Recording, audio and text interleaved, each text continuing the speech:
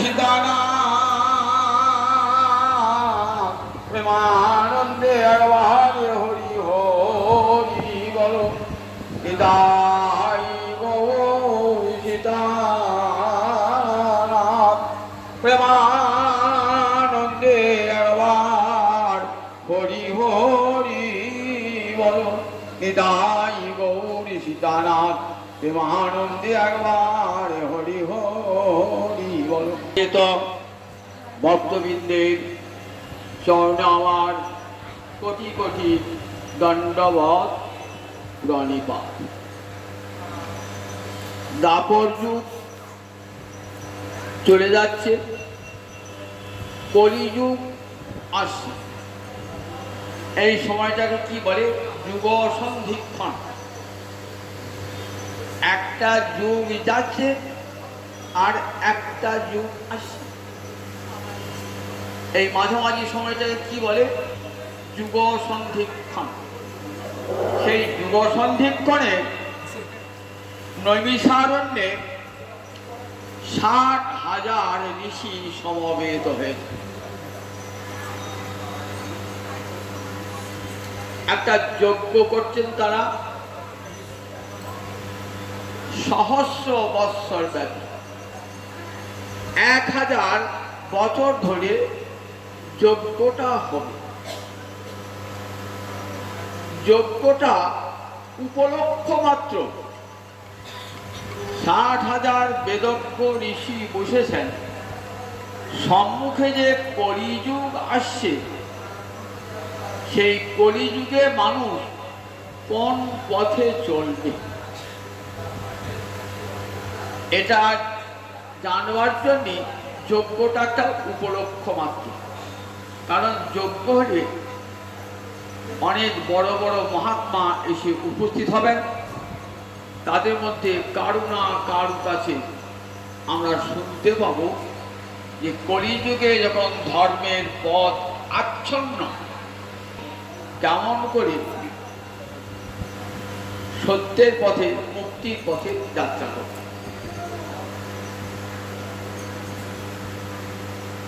1000 বছর ধরে যজ্ঞটা হবে। তো এই যজ্ঞ করতে করতে সেখানে এসে উপস্থিত হয়েছেন রোমহর্ষ ঋষির পুত্র উগ্রশ্রবা ঋষি,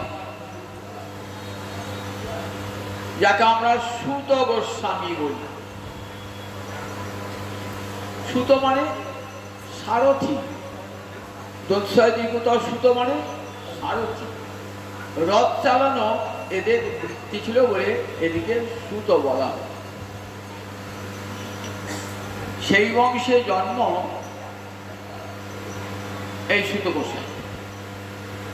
পরম হরিভক্ত, বলরামের কৃপায় জন্ম থেকে কৃষ্ণ ভক্তি পরায়ণ এবং কৃষ্ণ কথা শুনবার জন্যে কানটা উগ্র হয়ে আছে, খাড়া হয়ে আছে।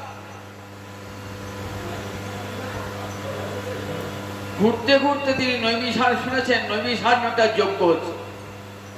সেই যজ্ঞ ক্ষেত্রে এসে উপস্থিত। ঋষিরা তো পরমাদরে গ্রহণ করলেন। সুত গোস্বামী পাত্র, কত ব্রহ্মজ্ঞ ব্রাহ্মণ রয়েছেন, কিন্তু সুত গোস্বামী পাদ তাদের চেয়ে কিন্তু সম্মানে অনেক ছোট। তথাপি কত আদর দেখুন, যে কৃষ্ণ কথা জানে তার আদর সর্বত্র। যেই কৃষ্ণ তত্ত্ববেত্তা সেই গুরু হয়। কৃষ্ণ তত্ত্ব যে জানে সে কখনো ছোট হয় না। তাকে সবাই গুরু পদে বরণ করে বসালেন। কোথায়? উত্তম আসনে বসালেন। শুনছেন কারা? ব্রহ্মজ্ঞ ঋষিরা, 60,000 বেদজ্ঞ ঋষি। ঋক, সাম, যজু, অথর্ব, এই 4টে বেদের সুপণ্ডিত। তারা বসিয়েছেন সুত গোস্বামী পাদ উত্তম আসন। সমস্ত ঋষিদের মুখপাত্র মানে প্রতিনিধিকে সৌনক ঋষি, ইনি প্রধান শ্রোতা। যেমন সুখদেবের আসরে প্রধান শ্রোতা কে ছিলেন? মহারাজ পরীক্ষিত। এই নৈমিষারণ্যে যে ভাগবতের আসর বসল, এই আসরে প্রধান শ্রোতাকে সৌনক ঋষি। তিনিও 4টি বেদের পণ্ডিত। ইনি ভৃগুবংশে জাত সৌনক। সেই সৌনক ঋষি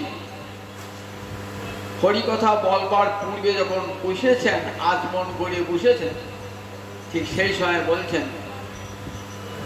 হে সুত গোস্বামী পাদ, আমার একটা বক্তব্য আছে, আপনি কথা বলার প্রারম্ভে বক্তব্যটা শুনিয়ে দিন। কি কথা তোমার? তৎকথয় মহাভাগ যদি বিষ্ণু কথা স্বয়ং। আপনি যে কোনো কথা বলবেন বলুন, দাদা, আমার কোনো আপত্তি নাই, কিন্তু আপনার কথার সঙ্গে যেন কৃষ্ণ কথার যোগ থাকে, নইলে শুনব না। কৃষ্ণ কথার যোগ যেন থাকে, অন্য কোনো কথা শুনব না। তৎকথয় মহাভাগ, সম্বোধনটা করলেন মহাভাগ বলে। মহাভাগ কাকে বলে? মহৎ ভজনং যস্য, যার ভজনটা খুব উঁচু দরে। কিরকম ভজনটা উঁচু দরে ছিল সুত গোস্বামী?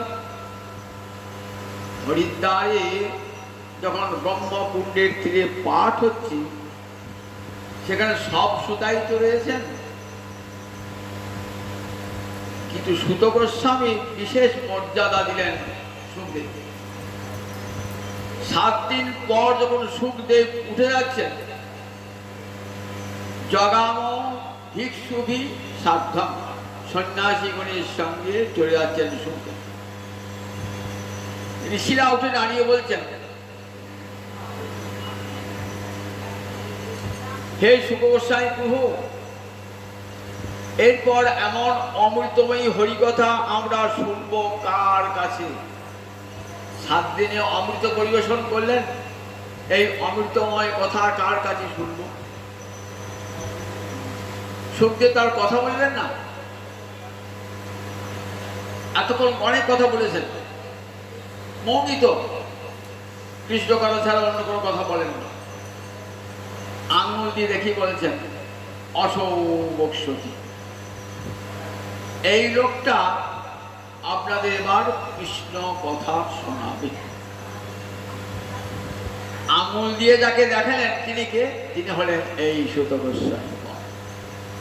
7 দিন একাসনে বসে নয়ন জলে মুখ ভাসিয়ে যে জায়গাটি বসেছিলেন না, সেই জায়গাটি মনে সিদ্ধ হয়ে গেছে। যথার্থ শ্রোতা।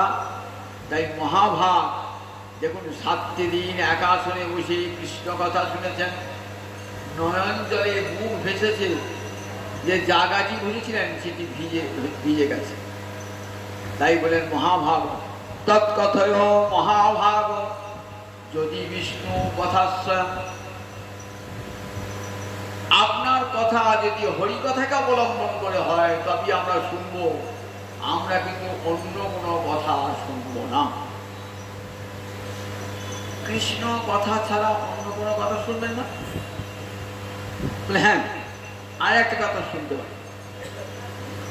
কি কথা? অথবা অশ্য পদাম্ভোজ মকরন্দ লিহাংসতা।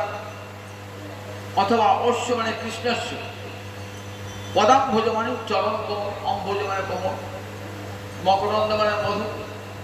গোবিন্দ চরণ কোমলের মধু, লিহান মানে লেহন করছে। মধু তো চেটে চেটে খেতে হয়, লেহন করা হয়। গোবিন্দ চরণ কোমলের মধু যারা লেহন করছে, সেই ভক্তদের কথা শোনো। তাহলে দুটো কথা শুনবো, একটা কৃষ্ণ কথা আর একটা কৃষ্ণ ভক্তের কথা। কলিযুগের প্রারম্ভে ঋষিরা নির্ধারণ করে দিলেন যে অন্য কোনো কথা শুনবো না, কৃষ্ণ কথা আর কৃষ্ণ ভক্তের কথা। অথবা অবশ্য পদাম্ভোজ মকরন্দ নিহাং শতাং। শোনো শত গোস্বামী পাঠ, এই কৃষ্ণ কথা আর কৃষ্ণ ভক্তের কথা ছাড়া দুনিয়ায় যত কথা, সেগুলো কেমন জানো? কেমন নয় অসদালাপ, এগুলো সব অসৎ আলাপ, অর্থাৎ অসৎ কথাবার্তা। কৃষ্ণ কথা আর কৃষ্ণ ভক্তের কথা ছাড়া দুনিয়ায় যত কথা বলেন সেগুলো সব অসৎ বার্তা। কেমন নয় অসদালাপ, এই কথা বললে কি হয়? আয়ুষ যদ অসৎ ব্যয়, আয়ুষ মানে পরমায়ু, অসৎ ব্যয় হয়। আমরা প্রচুর টাকা আছে, টাকাটা আপনি অসৎ উপায়ে খরচ করলেন, এত টাকা ভেবেছিলেন, টাকাটা অসৎ উপায়ে খরচ করলেন, টাকাটা ব্যর্থ হয়ে গেল। টাকাটা একটা সৎ কাজে ভালো কাজে লাগলো না। টাকার চেয়ে মূল্যবান মানুষের জীবনের প্রমাণ। টাকা যদি হারিয়ে যায় আবার পাওয়া যায়, আবার পরিশ্রম করে টাকা উপায় করা যায়, কিন্তু পরমায়ু একটা এমন জিনিস, আপনি আজ 70 বছরের বুড়ো, যদি বলেন 30 বছরের যৌবনটা ফিরিয়ে দাও, কেউ দেবেন, শত চেষ্টা তো পাবেন না। তাহলে বুঝুন এই পরমায়ুটা আর কত দাম। তার যেন অসৎ ব্যয় না হয়, এমন সুন্দর পরমায়ু ভগবান দিলেন মানব জীবনে, সেটা যেন সার্থক হয়। কি করে সার্থক হবে? না কৃষ্ণ কথা শ্রবণে বিজ্ঞানী মানব জীবনটা সার্থক হবে। শাস্ত্র উচ্চকণ্ঠে বলেছেন, ভগবানের করুণার দান এই মানব দেহটা। আমাকে অন্য কোনো দেহ দেন নাই কেন? কুকুর বিড়াল ছাগলের দেহ দিলেন না কেন? মানুষের দেহ দিলেন কেন? তখনই মনে প্রশ্ন উঠবে, কেন দিলেন? বিষয় ভোগ করবার জন্য? বিষয় ভোগ কুকুরে করে না, বিড়ালে করে না, গরুতে করে না, পাখিতে করে না, নর্দমার কীট করে না, প্রত্যেকেই বিষয় ভোগ করে। বিষয় খলু সর্বত স্যাৎ। কিন্তু কৃষ্ণ ভজন মানব দেহ ছাড়া হয় না। কৃষ্ণ ভজন মানব দেহ ছাড়া হয় না। তাই যখনই এই মানব দেহটা পেয়েছেন, তখনই জানতে হবে গোবিন্দের একটা বিশেষ উদ্দেশ্য আছে, আমাকে ভজন করবার জন্য এই মানব। দেখবেন অবধূত সংবাদ শোনাচ্ছিল আমাদের গোবিন্দ মন্দিরে, সেখানে বলছেন যে এই মানব দেহটা গোবিন্দ ভজনের জন্যে, এই মানব দেহটা মুক্তির দ্বার। এই দেহটা যদি সদ্ব্যয় করেন, হেঁটে বৈকুণ্ঠে গোলকে চলে যাবেন। আর যদি অসৎ ব্যয় করেন, হেঁটে চলে যাবেন একবারে নরক। দুটো পথ খোলা।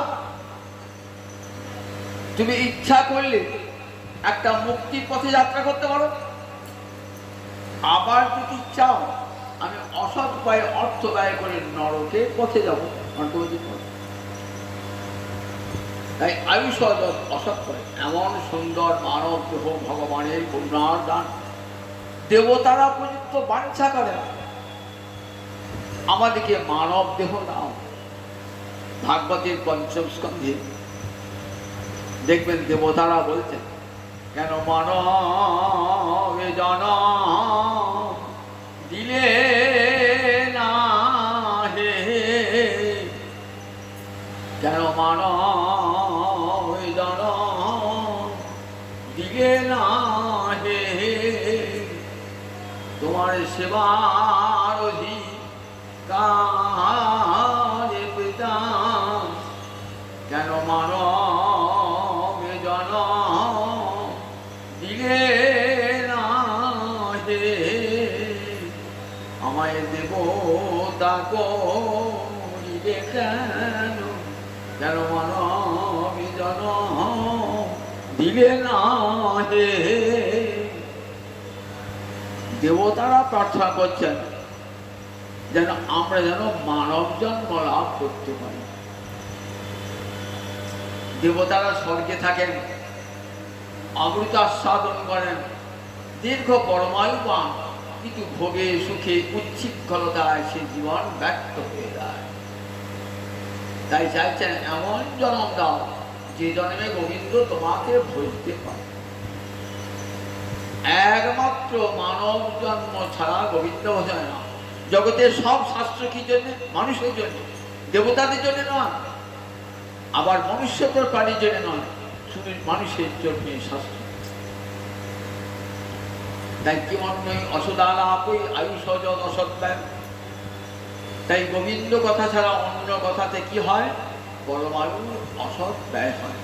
তাই তুমি হয় কৃষ্ণ কথা বলো, নয় কৃষ্ণ ভক্তির কথা বলো, অন্য কোনো কথা আমরা শুনব না। তাহলে দুটো কথা, কৃষ্ণ কথা আর কৃষ্ণ ভক্তের কথা। কোন কথাটা আগে বলবো?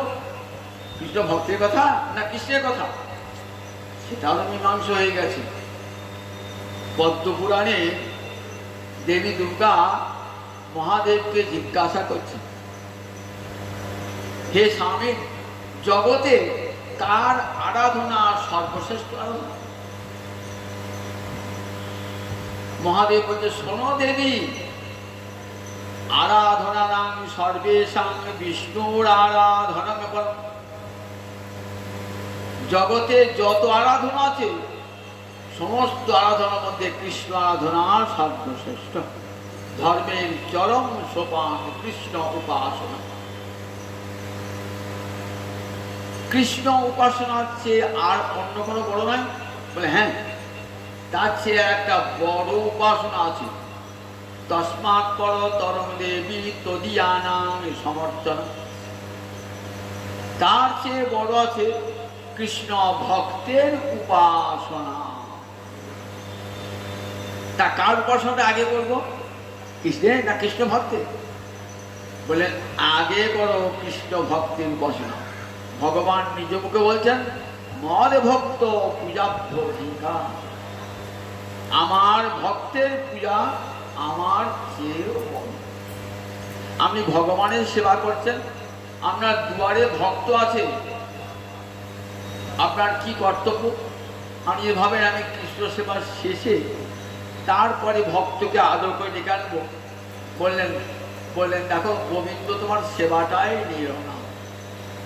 আমার ভক্তকে দুয়ারে দান করে রেখে দিয়েছে, আমি তো তার হাতে পূজা গ্রহণ করবো না।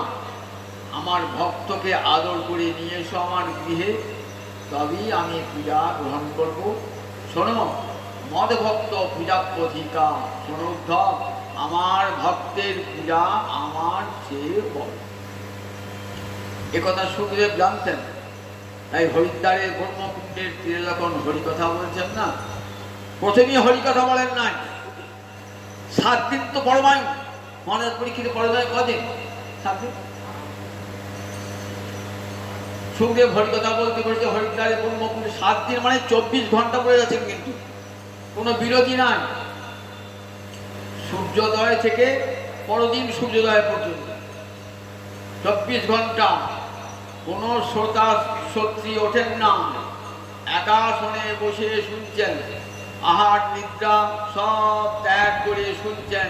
কৃষ্ণ কথায় এমন মশগুল হয়ে আছেন সব, ওই কথা শুনে। 7 দিন যে কৃষ্ণ কথা শোনালেন, তাতে 5 দিন চলে গেল কৃষ্ণ ভক্তের কথা। 5 দিন কৃষ্ণ ভক্তের কথা। ভাগবত খুলে দেখবেন, 12টা স্কন্ধের মধ্যে 9টা স্কন্ধ কেবল হরিভক্তের কথা। 10ম স্কন্ধ থেকে অর্থাৎ 6ষ্ঠ দিন, 5 দিন হলো হরিভক্তের কথা। 6ষ্ঠ দিবস আরম্ভ হলো কৃষ্ণ কথা। সেখানেও আবার যেখানে হরিভক্তের কথা পাচ্ছেন না, সেখানে আবার হরিভক্তের কথা বলছেন। তাহলে ভক্তের কথা গুরুত্ব বেশি না কৃষ্ণের কথা গুরুত্ব বেশি? ভক্তের কথা। কেন? ভক্তের কৃপা না হলে কখনো ভগবানকে পাওয়া যায় না। সর্বাগ্যে চাই ভক্তের কৃপা, পরে হবে ভগবানের কৃপা। আপনার বাড়িতে যদি ভগবানকে আনতে চান, তাহলে কি কৌশলে ভগবানকে আমরা বাড়িতে আনবেন? পদ্মপুরাণ বলছেন, করৌ যত্র প্রবর্ততে ভাগবতী কথা। কলিতে যেখানে যেখানে ভাগবতী কথা হয়, তত্র তত্র হরির জাতি গৌরীব ভক্তবৎসল। সেখানেই হরি যান কেমন? গাভীর মতো ভক্তবৎসল। গাভীর মতো উদাহরণ দিলেন কেন? আপনি একটা গাভী কিনেছেন, তো বাজার থেকে কিনে আনলেন,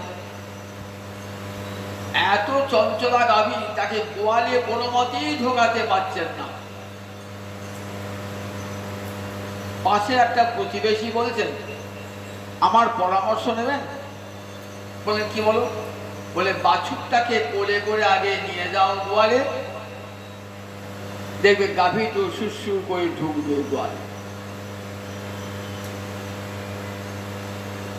ওই প্রতিবেশীর পরামর্শ শুনে বাছুরটিকে যেই কোলে করে নিয়ে গেলেন, গাভীও সুরসুর করে ঢুকলো, আর চাটও মারানো, লাঠিও মারানো।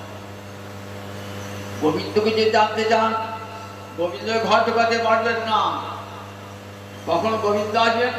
যখন দেখবে আমার ভক্তগণ দলে দলে যাচ্ছে হরিসভার আসরে, তখন ভগবানও আর থাকতে পারেন না, ভগবানও চলে আসেন। গৌরীব ভক্তবৎস, তত্র তত্র হরি জাতি গৌরীব ভক্তবৎস। তারপর ভক্ত কথার কতখানি গুরুত্ব। মহারাজ পরীক্ষিত যাবেন কৃষ্ণ মন্দিরে, কার কৃপা চায়? কৃষ্ণ মন্দিরে প্রবেশ করতে গেলে দেখবে ভক্তের চরণধুলি মাথায় আছে কিনা, বৈষ্ণবের চরণধুলি মাথায় আছে কিনা। বৈষ্ণবের পদধুলি তাহে মোর শ্রাণীকে তর্পণ মোর বৈষ্ণবের নাম বিচার করিয়া মনে ভক্তির রস আস্বাদনে মধ্যস্থ শ্রী ভাগবত পুরাণ। ভাগবত সাক্ষী, বৈষ্ণবের পদধূলি, ভক্তের পদধূলি মাথায় মাগলে তবেই গোবিন্দের মন্দিরে প্রবেশ করা যায়। অহংকারে যদি মাথাটা উঁচু করে থাকেন, ভক্তের চরণ ধুলো আমি নেবো কেন? আমি উচ্চ কুলে জন্মিয়েছি, আমি উচ্চ পদমর্যাদার ব্যক্তি, আমি বড় ধনী। এই অহংকার যদি অন্তরে থাকে, মন কুল বিদ্যা, এই অহংকার যদি থাকে, তাহলে কোনোদিন গোবিন্দ লাভ হয় না। সব অহংকার ত্যাগ করে ভক্তের চরণধুলি মাথায় নিয়ে জীবন ধন্য হয়ে যায় এবং ভগবত কৃপা লাভ হয়ে যায়। বলছেন, শোনো মহারাজ, সা বাক জয়াতুষ্য গুণান দিদি। মহারাজ, সেই কথাই কথা, যে কথা কৃষ্ণ গুণ বর্ণনা করে। করৌ চ তৎকর্ম করো। হাতের সার্থকতা কিসে? গয়না বললে, হাতটা সুন্দর হলে, রং ফর্সা হলে? বললে না না, যে হাত দিয়ে গোবিন্দ সেবা করা হয় সেই হাতই আসল হাত। আপনি ভাবছেন আমার হাতে আমি গয়না আছে, হাতটা সুন্দর দেখতে, আমার হাতে সবাই খাবে। বললেন না গো, সাধুরা খাবে না। তোমার হাত যত ফর্সা সুন্দর হোক না কেন, হাতে অলঙ্কার থাকুক না কেন, সাধু বলবে ও হাতে আমি খাবো না, কারণ তুমি তো কৃষ্ণ দীক্ষা গ্রহণ করো না। তোমার হাতটা মরার হাতের সমান। মরার হাত যেমন অপবিত্র, তোমার হাতটাও তেমনি অপবিত্র। যে হাত দিয়ে গোবিন্দের জন্য পুষ্পচয়ন করা হয়, চন্দন বাটা হয়, মালা তৈরি হয়, সেই হাতই হাত। কোন মনটা মন বলেন মন সরে স্থির জঙ্গমে বসন্ত স্থাবর জঙ্গমে গোবিন্দ আছেন। এই যে যারা যে মন চিন্তা করে সেই মনই যথার্থ মন। কোন চক্ষু চক্ষু যে চক্ষু কৃষ্ণ বিগ্রহ দর্শন করে কৃষ্ণ ভক্তকে দর্শন করে। কোন কানটি কান চিনতি তৎকথা পূর্ণ যে কান তোমার কথা শোনে সেই কানই যথার্থ কান। কোন ত্বকটা আসল ত্বক বিষ্ণু বৈষ্ণবের চরণ ধুলি যারা অঙ্গে মাখে। কোন মাথাটি মাথা বলেন যে মাথাটি কৃষ্ণ ভক্তের চরণে কৃষ্ণের চরণে নত হয়ে যায়। এমনি করে সব ইন্দ্রিয়ের প্রশংসা করছেন মহারাজ পরীক্ষিত। বুঝেছেন যে কৃষ্ণ ভক্তির কত মহিমা। বলো ঠাকুর বিজ্ঞানী অনন্ত বীর্যস্য সটুমিচ্ছা মহে। গোবিন্দের কথা কি শুনে কেউ বলে আর বলতে হবে না? বহু বিলম্বে তো কে বলে আর চাই না, আর শুনতে হবে না, থামিয়ে দেন কৃষ্ণ কথা। জগতে কারা বলে? কেউ বলে না, কোনো সাধুজন বলে না। কৃষ্ণ কথা শুনে তাদের তৃপ্তি হয় না, আরো বলো আরো বলো আরো। তাই আমাকে বলো গোবিন্দ আমি তো 7 দিন সময়, 7 দিনের পর্দা শুনতে পাবো না। 7 দিন বলো প্রাণ ভরে শুনবো কৃষ্ণ কথা। 7 দিন বলছে শোনো মহারাজ আমি তোমাকে একটা ভক্তের কথা শোনাই। জানো কৃষ্ণের একটা ভক্ত ছিল অবন্তীনগরে থাকত। ভক্তটির নাম শ্রীরাম, আমরা বলি সুদামা। সুদামা বলি আমরা, ভাগবতী তার নাম শ্রীরাম। কৃষ্ণ সখা কর্ষি ব্রাহ্মণ ব্রহ্মবিত্তম। ব্রাহ্মণ সখা, ব্রাহ্মণ কিন্তু জাতিতে জন্মালি হয় না, ব্রাহ্মণ বংশে জন্মায় না। বলেন ব্রহ্মবিত্তম, ব্রহ্মকে জানতে হয়। যে ভগবানকে জানে সেই যথার্থ ব্রাহ্মণ। বিরক্ত ইন্দ্রিয়ার্থেষু প্রশান্তাত্মা জিতেন্দ্রিয়। কেমনটা প্রমাণ দিচ্ছেন? ইন্দ্রভোগ্য বিষয়ে এতটুকু আসক্তি তার নাই। এত দারিদ্র, এত অভাব, দুবেলা আহার জোটে না। ভিক্ষা করে যেটুকু পান স্ত্রী রান্না করে দিয়ে স্বামীকে দেন, স্ত্রীর ভাগ্যে আহার জোটে না, না খেয়েই থাকে। পতিব্রতা স্ত্রী, স্বামীটা বেঁচে থাকুক, আমি বলেও ক্ষতি নাই। তাই কি করেন? স্বামীকে দিয়ে নিজে উপবাসী থাকেন। ক্ষুৎখামা যথা বিহা, ক্ষুধায় কাতর হয়ে থাকেন। জীর্ণ বসন, মলির বদন, চুলে এতদিন তেল পড়ে না, একটা জীর্ণ বসন করে ভিক্ষা করে আনবেন 2টি চাল, তবে রান্না হবে। সেই রান্না, সেই রন্ধন গোবিন্দের সেবায় লাগাবেন।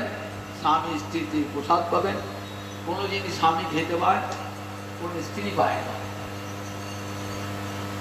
কিন্তু মনে বড় আনন্দ, প্রশান্তাত্মা। মানুষের দারিদ্র্য কি হয়? চিত্ত বিক্ষুব্ধ হয়, আহার জুটছে না, বাড়িতে পরিজনরা খেতে পারছে না, মনে তো হয় চিত্ত বিক্ষুব্ধ হয়। তো কিন্তু চিত্তে কোনো বিক্ষোভ নাই। কেন বিক্ষোভ নাই? কৃষ্ণ নাম সুধায় অন্তর ভরে আছে। প্রশান্তাত্মা, আত্মা প্রসন্ন কখন হয়? কৃষ্ণ ভক্তি যদি হৃদয়ে প্রবেশ করে না, তখন অন্তর প্রসন্ন। স্বামীর এই কষ্ট পতিব্রতা স্ত্রী দেখতে পারে, জগতে দেখতে পারে কোনো পতিব্রতা?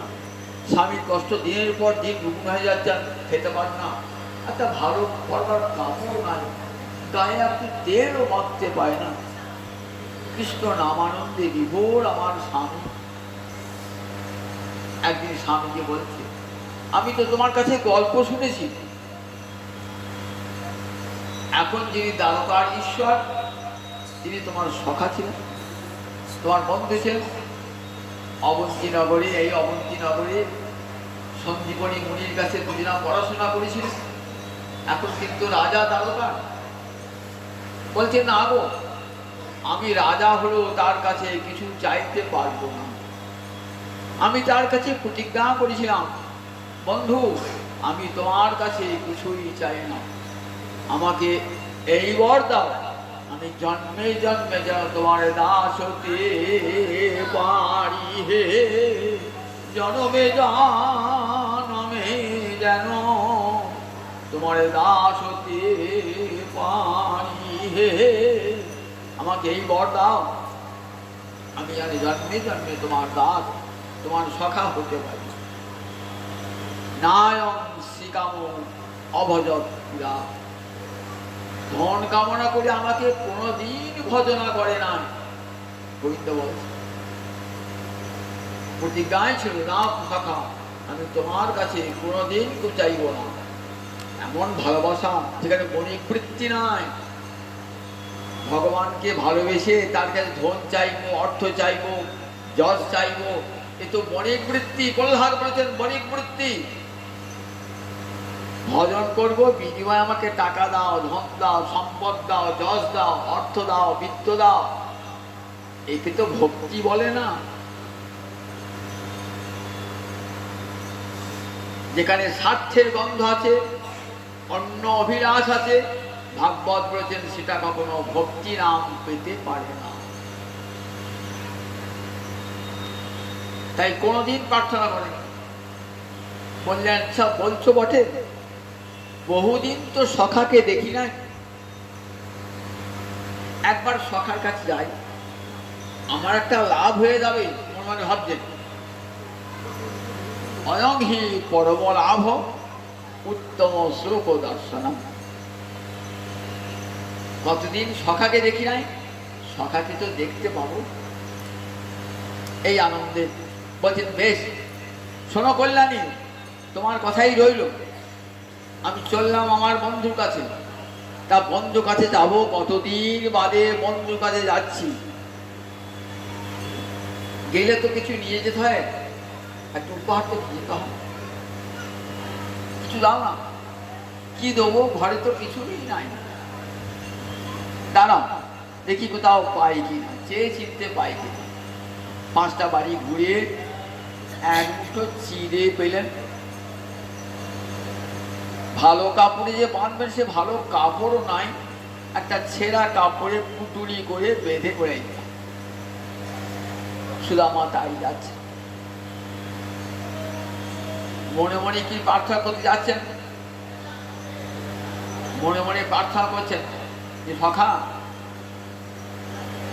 মিনতি তোমার রাঙা চরণে, এই অভাগারে দিও দর্শনে, মিনতি তোমার রাঙা চরণে, এই অভাগারে দিও দর্শনে। আমি তো তোমার কাছে কিছু পাওয়ার জন্য যাচ্ছি না, এই অভাগাকে একবার দর্শন দিও, তাহলেই আমার জীবন ধন্য। একটা রাস্তা, কোথায় অবন্তী, কোথায় দ্বারকা, হেঁটে হেঁটে চললেন। খুব আনন্দ মনে। কি আনন্দ? অয়ং হি পরম লাভ উত্তম শ্লোক দর্শন। আর আমার গোবিন্দের দর্শন হবে। এ তো মানব জীবনের সুপ্রভাত। যেদিন গোবিন্দ দর্শন হয় না, সে দিনটা তো আমার বৃথা হয়ে যায়। তাই সাধু ব্যক্তিরা সকালে উঠেই একবারে গোবিন্দের ছবিতে মুখ দেন, উঠেই যেন গোবিন্দকে দেখতে পায়। সবার সময় গোবিন্দকে দেখেই সব তারা গোবিন্দ নাম করে ওঠেন, আবার গোবিন্দ নাম করে তারা স্মরণ করেন। এটাই জীবনে পরম লাভ। সাক্ষাৎ সেই শ্রীবিগ্রহকে দর্শন করব। দ্বারকায় পৌঁছিয়েছেন। দ্বারকা রাজধানী, কত সাজানো রাজধানী বলুন একবার। বিশাল অট্টালিকা, 3টে সৈন্যগুহ, পার হচ্ছেন একটা দরিদ্র ব্রাহ্মণ, পরনে ছেঁড়া কাপড়, মাথার চুল উস্কো খুস্কো, গায়ে কোনো জামা নাই, কতদিন যেন খেতে পার নাই। সবাই ভাবছে লোকটা কোথা থেকে এলো রে। 3টে সৈন্যগুহ পার হয়ে গেলেন। তারপরে অন্ধ, বৃষ্টি, ভোজ বংশীয় যেসব বাড়ি, সেই বাড়িগুলো পার হয়ে গেলেন। 16,108 মহিষীর অট্টালিকা পার হয়ে দিবেশ একতম একটিতে প্রবেশ করলেন। সেটি কার ঘর? রুক্মিণীর ঘর। ভগবান কি করছেন? রুক্মিণীকে বসিয়েছেন কোথায়? সোনার পালঙ্কে বামে আছেন রুক্মিণী মহালক্ষ্মী। কেউ নাই, নির্জন। রুক্মিণীর সঙ্গে প্রেমালাপে মত্ত। দূর থেকে দেখেছেন, সবাই ভাবছে এই লোকটা কোথা থেকে এলো, আর কেমন পরিবার ছাড়পত্র পেল, এইখানে এলো। কেউ তো পথে আটকায়নি লোকটাকে। আমার লোকটার সাহস দেখো, একবারে সোজাসুজি রাজার ঘরে ঢুকছে গিয়ে। গোবিন্দ দেখতে পেয়েছে দূর থেকে, আমার সখা আসে। দেখুন, এই জগতে ভক্তের আদর নাই। ভক্ত ভিখিরি, তো ভিখিরিকে আর কি আদর করবে? যার টাকা নাই, পয়সা নাই, তাকে কেউ আদর করে? ভিখিরিকে দেখুন, ভক্তের কাছে কেমন আদর দেখুন, ভগবানের কাছে কেমন আদর দেখুন। ভগবান দেখলেন আমার সখা আসছে। রুক্মিণী, থামো থামো, দাঁড়াও, ওই দেখো আমার সখা আসছে। পর্যঙ্ক স্থান শ্রিয়ং হিত্বা পরিশক্ত অগ্রজ যথা। পর্যঙ্ক মানে পালঙ্ক, সোনার পালঙ্ক। শ্রী মানে লক্ষ্মী, হিত্ব মানে পরিত্যাগ করে। লক্ষ্মীকে পরিত্যাগ করে চলে গেলেন ছুটি। ছুটিকে জড়িয়ে ধরেছেন আমাদের জড়িয়ে ধরেছেন। পরিশক্ত অগ্রজ যথা। অগ্রজ মানে বড় দাদা। বহুদিন ভাই ছোট ভাই এসেছে, বড় ভাই দেখতে পায় নাই ভাইকে, জড়িয়ে গিয়ে ধরে, চোখ দিয়ে জল বেরিয়েছে, আনন্দাশ্রু বার হয়। ভগবান ঠিক তেমনি ছুটে গিয়ে জড়িয়ে ধরেছেন। পরিশক্ত অগ্রজ যথা। দু চোখ দিয়ে জল ভগবানের জড়িয়ে ধরেছেন। তো নেত্রাভ্যাং অবিন্দুন ব্যামুঞ্চন। দুটি নেত্র দিয়ে, নেত্রাভ্যাং মানে দুটি নয়ন দিয়ে, অপ মানে জল, অবিন্দুন ব্যামুঞ্চন, টস টস টস টস করে জল পড়ছে। পিঠটা ভিড়ে যাচ্ছে সুদামা। কি আনন্দ! কতদিন বাদে সখাকে পেয়েছে, আনন্দের সীমা নাই। সখাকে নিয়ে কোথায় বসালেন দেখুন। রুক্মিণী এখানে বসেছিলেন। ভগবান বলেছেন যে দেখো, ভক্ত আমার কাছে কেমন প্রিয়। মহাদেব তত প্রিয় নয়, বলরাম তত প্রিয় নয়, আমার লক্ষ্মীও তত প্রিয় নয় যত প্রিয় আমার ভক্ত। এটা মুখের কথা নয়, কাজে করে রেখেছেন। লক্ষ্মীকে ত্যাগ করে চুপ চলে গেলেন। কোথায় বসেন? সোনার পালঙ্কে। সুদামা ভাবছেন আমি তো এই বাড়িতে বড় বেমানা। চতুর্দিকে সোনা, সোনার খাট, সোনার পালঙ্ক, সব সোনা দিয়ে সাজানো, সোনা দিয়ে মোড়ানো। সেটা একটা ভিখিরি ব্রাহ্মণ পেয়েছে। বড় বেমানা, বড় বেমানা। বড় লোকের গৃহে যদি আমার মতন ফকির যায়, মন থেকে কেমন অবস্থা হয়? বড় বেমানা হয় না? আমার মতন ফকির যদি কোনো বড় লোকের বাড়ি যায়, বড় বেমানা, বড় বেমানা। ভাবছেন মনে মনে বড় বেমানান এখানে। খুব লজ্জিত, সংকুচিত হয়ে বসেছেন। কোথায় বসালেন আমাকে? সোনার খাতে, এখানে লক্ষ্মী বসেছে। ভগবান নিজে কি করেন? সোনার ঘাটে জল নিয়ে এলেন। সোনার ঘাটে জল নিয়ে এসে কি করলেন? সোনার ঘাটে জল নিয়ে এসে সুদামার পা ধুয়ে দিলেন। দেখুন, বৈষ্ণবের পদৌক্ত জলের কত দাম একবার দেখুন। একবার সোনার ঘাটে জল এনে সেই জল দিয়ে চরণ ধুয়ে দিলেন।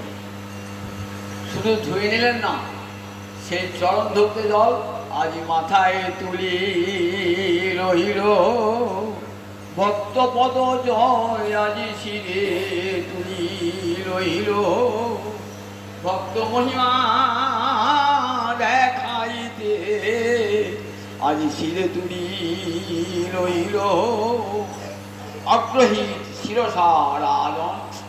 শুকদেব বলছে, মহারাজ দেখেছো ভক্তের কত আদর, ভক্তের চরণ ধৌত জল মাথায় তুলে নেন স্বয়ং ভগবান। তাই কবিরাজ গোসাই পাল বলছেন, ভক্ত পদ রজয়ার ভক্ত পদ জল, ভক্ত ভুক্ত শেষ এই দিন সাধনের। যদি ভক্তি রাজ্যে সাধন করতে চাও তাহলে তিনটে জিনিস চাই, ভক্তের পদধূলা, ভক্তের চরণ ধৌত জল, আর ভক্তের ঝুটা মানে ভুক্তা বসে, ভক্ত খেয়ে যেটা রেখে দিয়েছেন না সেই ভুক্তা বসে। এই তিনটে গ্রহণ করলে কি হয় না, ভক্তি মহারানী বলদান করে, শক্তি দান করে, কৃষ্ণ ভজনের শক্তি দান করে। ভক্ত পদ রজওয়ার ভক্ত পদ জল, ভক্ত ভুক্ত শেষ এই দিন সাধনের।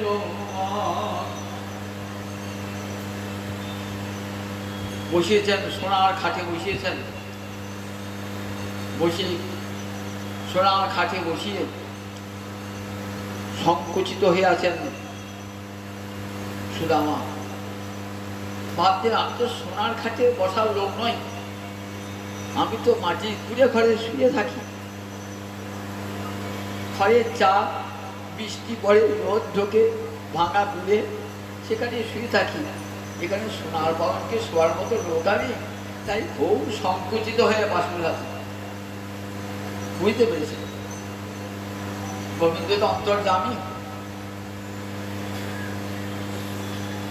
গোবিন্দ ভাবছেন সুদামা, সুদামা ভাবছি বোধহয় না আমাদের কৃষ্ণ চিনতে পারে নাই, সেই জন্য এত আদর করছে।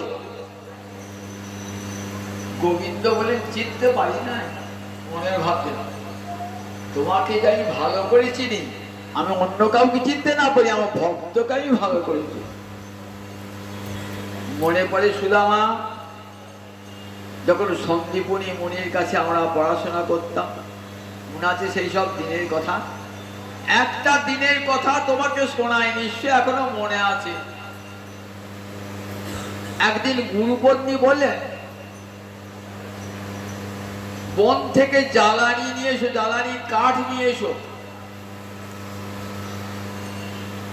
গুরু মায়ের আদেশ পালন করবার জন্য তুমি আর আমি চলে গেলাম বনে কাঠ আনতে। কাঠ সংগ্রহ করতে কত রাত্রি, কত দিন শেষ হয়ে গেল, সন্ধ্যা এসেছে। হঠাৎ আকাশ জুড়ে মেঘ, মেঘের সময় নয়, বৃষ্টির সময় নয়, এমন বৃষ্টি অকালে নেমে গেল।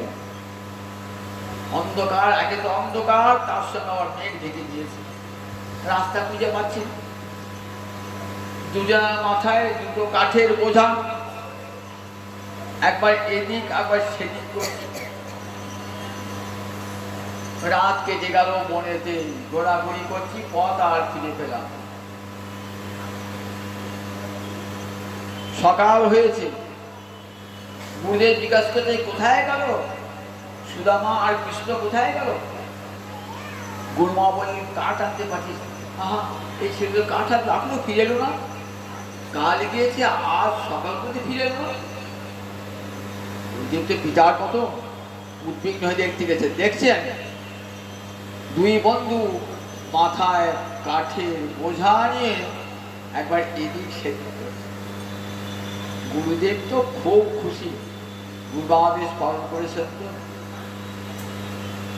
খুব খুশি। বললেন, আমি যে বেদ বিদ্যা দান করেছি, ছন্দাংশী অজাত জামানি, বললেন সেই বেদবিদ্যা সার্থক হোক, তোমাদের মনোরথ মনের অভিলাষ সত্য হোক। আমি আশীর্বাদ করলাম তোমার দীর্ঘায়ু হও, বেদবিদ্যা সার্থক। গুরুর আশীর্বাদ বলে, জানো উদ্ধব, জগতের তিনজন গুরু। প্রথম গুরু পিতা মাতা, দ্বিতীয় গুরু যিনি উপনয়ন দান করেন, আর তৃতীয় গুরু কানে যে মন্ত্র দেন। এই তিনজন গুরুর মধ্যে শ্রেষ্ঠ কে না, যিনি কানে মন্ত্র দান করেন সেই গুরু সর্বশ্রেষ্ঠ জ্ঞানদাতা। এই গুরুর কৃপা হলে কি হয়? পুমান পূর্ণ প্রশান্তী। এই গুরু কৃপা লাভ হলে জীবনে পূর্ণ শান্তি নেমে আসে। টাকা থাক, ধন থাক, ঐশ্বর্য থাক, কোনোদিনই শান্তি আসবে না যদি গুরুর কৃপা লাভ না হয়। না হমিচ্ছা পূজাতিভ্যাং তপসা উপশমেন বা তুষ্যেয়ং যথা ভূতাত্মা সর্বগুহা সর্বভূতাত্মা সর্বগুহাশয়। আমি ব্রহ্মচর্যের দ্বারা, গার্হস্থ্যের দ্বারা, বানপ্রস্থের দ্বারা, সন্ন্যাসের দ্বারা আমি ততখানি সন্তুষ্ট হই না যতখানি তুষ্ট হই যথা গুরু শুশ্রূষয়া। গুরু সেবায় আমি যতখানি তুষ্ট হই এমন তুষ্ট আমি কিছুতেই হই না। গুরু সেবায় আমি বড় তুষ্ট হই।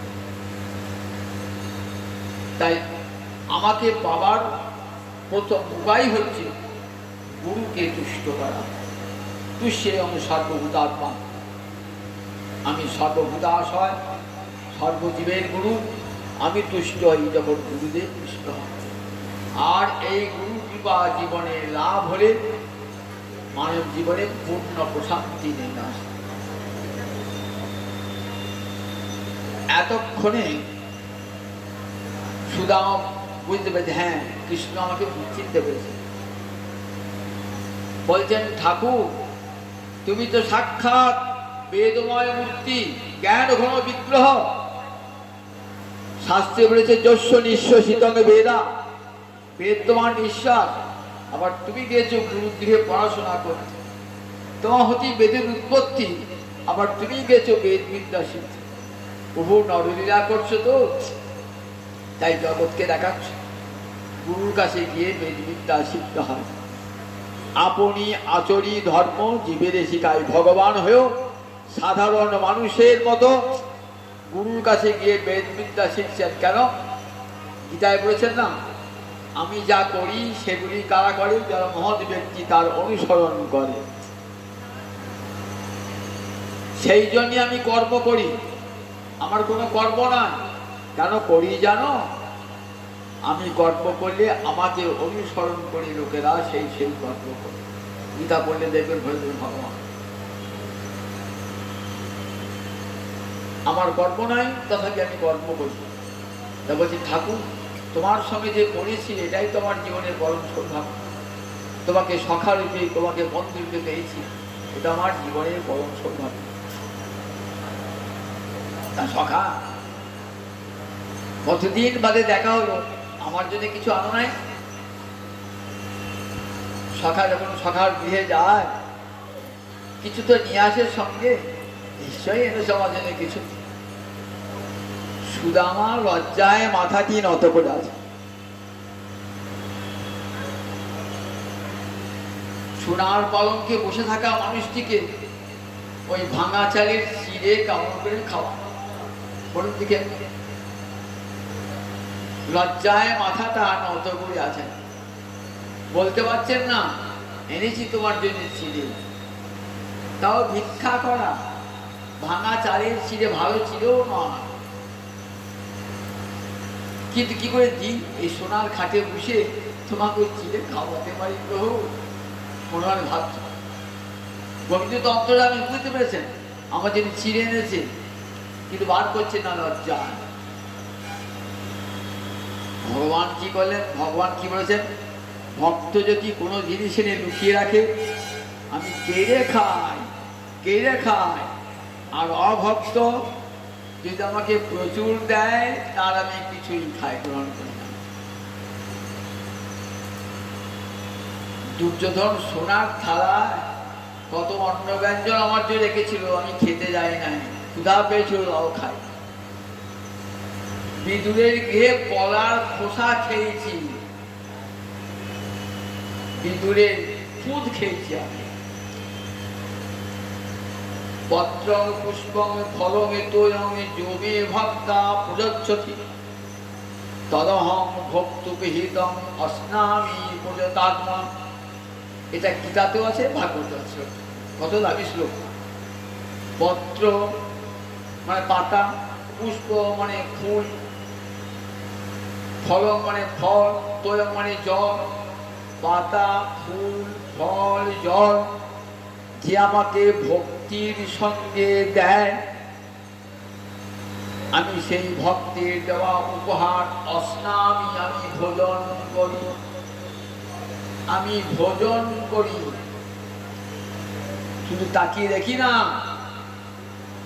যারা জ্ঞানী বলেন ভগবান তো খান না, জ্ঞানীরা তো ভগবানের আকার স্বীকার করেন না, বলেন ভগবান নিরাকার, খাবে খালি খেতে মুখ চান।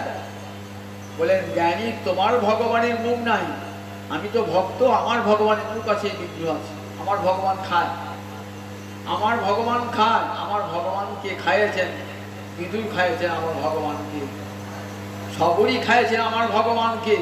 তোমার ভগবান আলাদা, খান না, আমার ভগবান খায়। বলেন পাতাও খায়, বলে হ্যাঁ পাতা খায়। কি করে পাতা খেলো? বলে দ্রৌপদীর শাকের পাতা লেগেছিল হাড়িতে, খান নাই ভগবান। গজেন্দ্র ফুল দিয়েছিল, পরমাত্মা গ্রহণ করেছিল, সবরীর ফল খেয়েছিল, রন্তি দেবের জল খেয়েছিলেন ভগবান। তাই যোগে ভক্তা, যে আমাকে ভক্তি সহকারে দেয়। দেখুন কোথাও বলা নাই যে ব্রাহ্মণের হাতে আমি খাবো, শূদ্রের হাতে খাবো না, এটা কিন্তু কোথাও বলা নাই, দেখাতে পারবেন না কেউ। যোগে ভক্তা, মানে যে কেউ আমাকে দেন না কেন, কিন্তু ভক্তি হয়। কেমন? প্রযতাত্মা, চিত্ত যেন বিশুদ্ধ হয়, মনটা যেন আমাতেই লেগে থাকে। প্রযতাত্মা একটা শর্ত, যার আত্মা বিশেষ রূপে মনটা আমাতে লেগে রয়েছে, তারই দেওয়া জিনিস আমি খাই। মায়ের যেমন মনটা সবসময় ছেলের দিকে, মা আদর করে দিলে ছেলে ছুটে এসে খাবে, কারণ মায়ের মনটা ছেলে ছাড়া আর কোথাও। ঠিক তেমনি যাদের মনটা আমাতেই লগ্ন, আমি তাদের দেওয়া জিনিস পরমাত্মা। পত্রং পুষ্পং ফলং দ্বয়ং যমে ভক্তা প্রযচ্ছতি তদহং ভক্তিবিদং অস্নামি প্রযতাত্মা। এই বলে ভগবান বেঁচে সুদামা তো দেবে না, ছুটে গিয়ে ভগবান কি করছে? কিমিদং কিমিদং ইতি স্বয়মেব জহার। জহার মানে হরণ করলেন, সংস্কৃত হৃদয় মানে হরণ করা, কেড়ে নিলেন, চুরি করে নিলেন ভক্তের জিনিস। কি এনেছো, কি এনেছো? পুটুলিটা কেড়ে নিলেন, কোমরে মালা ছিল, পুটুলিটা কেড়ে, জীর্ণ কাপড় থেকে পুটুলটা খুললেন, গিটটা খুললেন, বলি দেখছেন চিড়ে এ তদবে পরম পিননম সখে, এমন ভালো জিনিস আমি খেতে ভালোবাসি, আমার জন্য এনেছো আর লুকিয়ে রেখেছো, এই বলি এক পুষ্টি খেয়ে দাঁড়িয়ে আছেন। কে দেখুন? রুক্মিণী কি দাঁড়িয়ে আছেন, সব দেখছেন রুক্মিণী, পাখা করছেন, ভক্তকে পাখা করছে রুক্মিণী, স্বয়ং মহালক্ষ্মী। এক মুষ্টি খেয়ে দ্বিতীয় মুষ্টি খেতে যাবেন, বলছে আর না, এক মুষ্টিতেই অনন্ত ঐশ্বর্যের অধিকারী হয়েছে, এইবার যদি দ্বিতীয় মুষ্টি খাও তাহলে আমার তোর বাড়িতে চাকরানি থাকতে হবে, দাসী হয়ে থাকতে হবে, তুমি কি তাই চাও? আমি সুদামার গিয়ে ঝি হয়ে থাকি।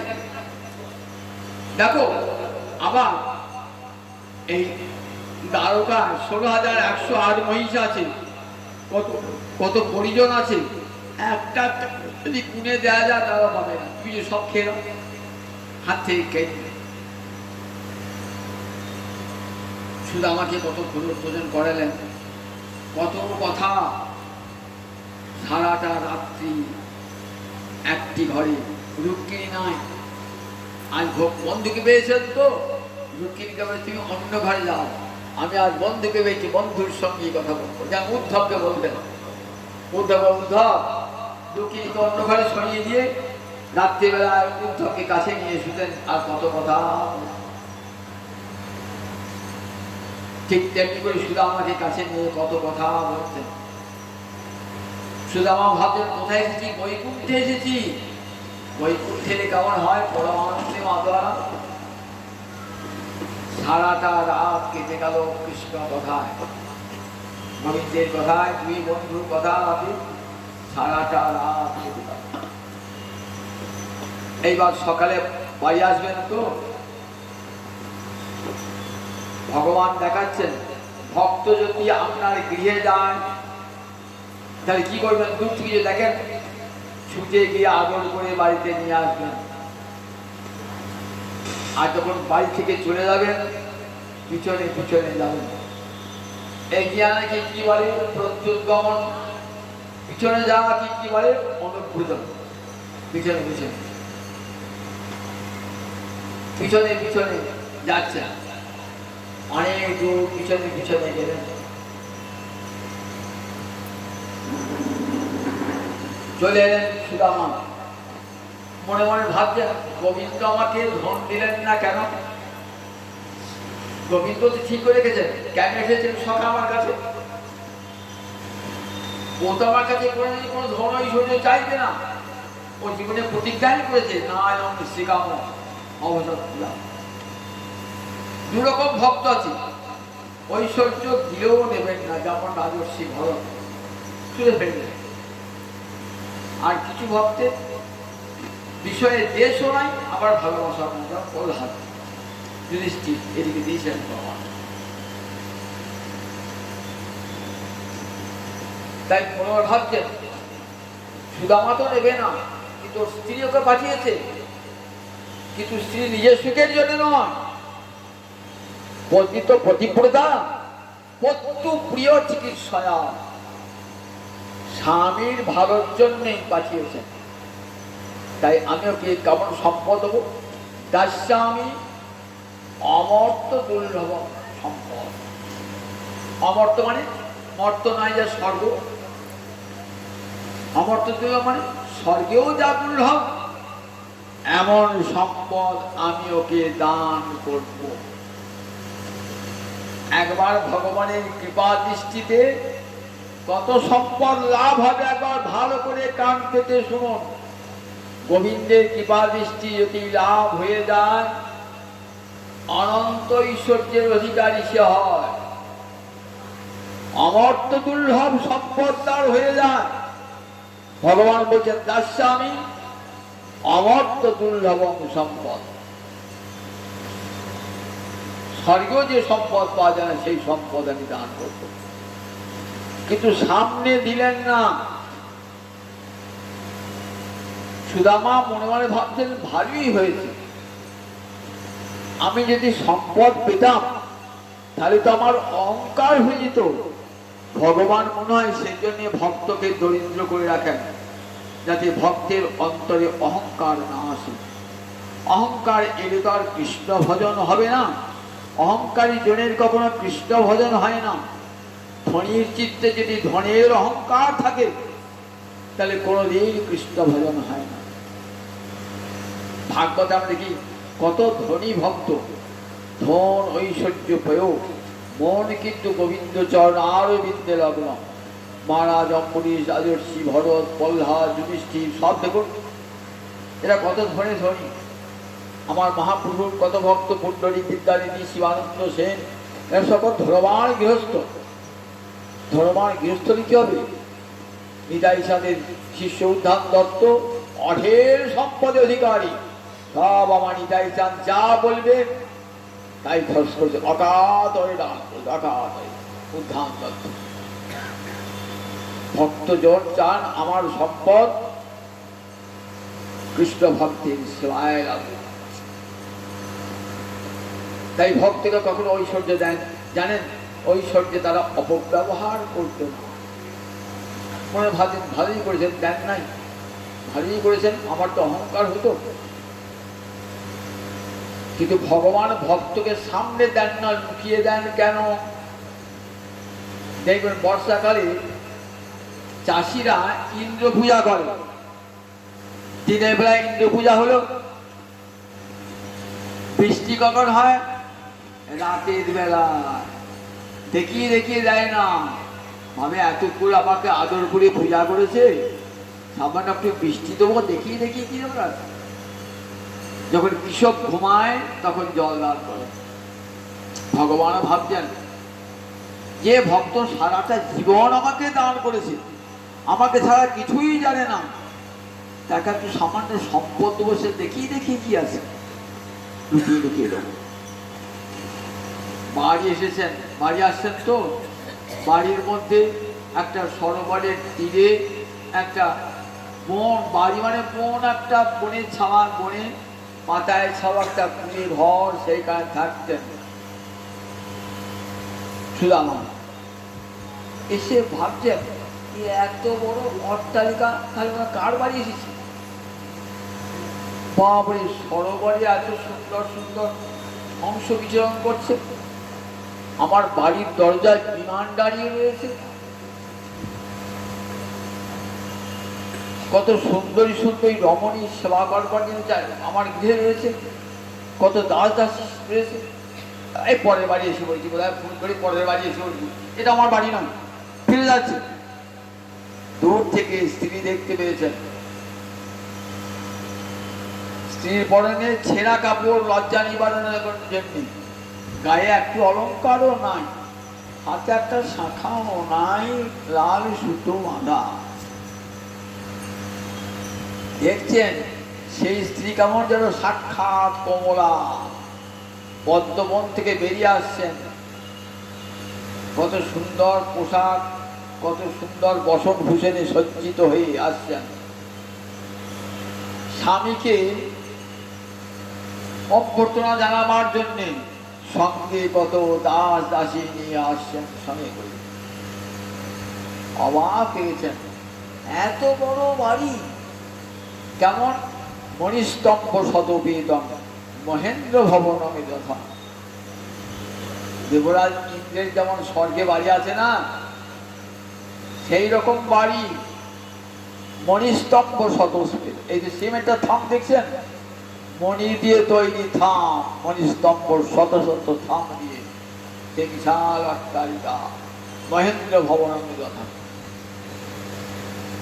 সুদামা ভাবছেন আমার গোবিন্দের কি করুণার দান, আমি তো চাই নাই, না চাইতেই একবার আমার দিকে কৃপা দৃষ্টি করেছেন, আর সেই কৃপা দৃষ্টিতে এত সম্পদ। ঠাকুর এত সম্পদ দিলে আমাকে ঘুরিয়ে রাখবার জন্যে, প্রভু তোমার চরণ ভোলাবার জন্যে এই ধন সম্পদ দিয়েছে, প্রভু তোমাকে ভুলে যাবার জন্যে। ঠাকুর আমায় ভুলাই রেখো না, অতুল ঐশ্বর্য দিয়ে আমায় ভুলাই রেখো না,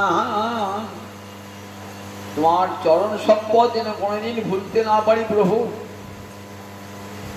প্রভু তুমি পারবে না, আমার ভাবছ অনন্ত ঐশ্বর্য দিয়ে সুদামাকে কৃষ্ণ চিন্তা ভুলিয়ে দেবে? প্রভু না, যখন তুমি দিয়েছো তোমার দান আমি গ্রহণ করেছি প্রভু, কিন্তু এই দান আমার সেবায় লাগাবো না, আমি তোমার সেবায়, তোমার ভক্তের সেবায় লাগাবো। আর আমার জন্মে জন্মে কি প্রার্থনা হবে? আমার জন্মে জন্মে প্রার্থনা হবে, কি প্রার্থনা? বলেন, জন্মে জন্মে আমায় দাসী করিয়ে রেখো হে, জনমে জনমে আমায় তোমার দাস করে রেখো হে, আমি আর তো কিছুই চাই না প্রভু, আমায় দাস করে রেখো হে। তিল তুলসী দিয়া এ দেহ সমর্পণ, দয়া জন নাছো রবিময়, আমায় দয়া যেন ছিল না। জনমে জনমে আমায় দয়া যেন ছিল না। তু জগন্নাথ জগতে গহায়সী, জগবাহী নহ মই ছাড়। আমার তো কোনো গুণ নাই, সবটাই দোষ প্রভু।